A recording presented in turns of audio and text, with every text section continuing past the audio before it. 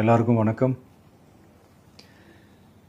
இந்திய அரசியல் சாசனம் நம்ம தமிழ்நாட்டில் இருக்கிற எல்லாருக்குமே கொடுத்துருக்கிற உரிமையில் ரொம்ப ரொம்ப முக்கியமானது ஓட்டிங் ரைட், வாக்குரிமை. ஒரு மனுஷன் உயிரோடு இருக்கான்றதுக்கு அடையாளமாக இருக்கிறதுல அவனோட ஓட்டுரிமை ரொம்ப முக்கியம். அதனால தான் voting is not only our right but also our life.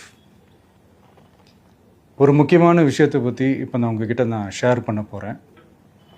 இது நான் ஃபஸ்ட்டு கேள்விப்பட்ட உடனே எனக்கே ரொம்ப ஷாக்கிங்காக தான் இருந்தது.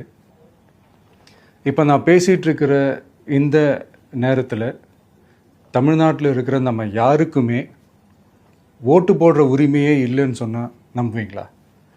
நான் நீங்கள் உட்பட யாருக்குமே அது இல்லை. நான் பயமுறுத்துறேன்னு நினைக்காதீங்க, அதுதான் நிஜமும் கூட. கொஞ்சம் ஏமாந்தால் நம்மளை மாதிரியே இன்னும் லட்சக்கணக்கான பேருக்கும் இதே நிலைமை தான். ஓட்டு போடுற அந்த உரிமையே இல்லாத மாதிரி ஒரு நிலைமை வந்தாலும் வரலாம்.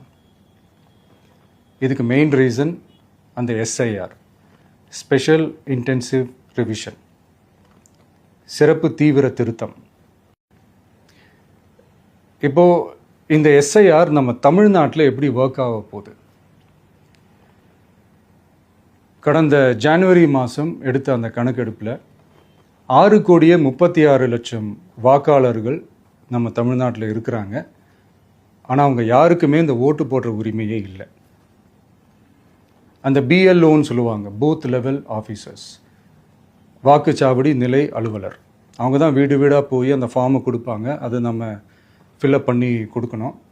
அதை தேர்தல் ஆணையம் அதை எடுத்துகிட்டு போய் அதை ஸ்க்ரூட்டினைஸ் பண்ணி அது எல்லாமே கரெக்டாக இருக்கான்னு செக் பண்ணி பார்த்ததுக்கப்புறம் அந்த வாக்காளர் பட்டியலை வெளியிடுவாங்க. அந்த வாக்காளர் பட்டியலில் நம்ம பேர் இருக்கணும், அப்போ தான் நம்மளால் ஓட்டு போட முடியும். அந்த புது பட்டியல் வர்ற வரைக்கும் நம்ம வாக்காளர்களான்றது அது உறுதியே செய்ய முடியாது.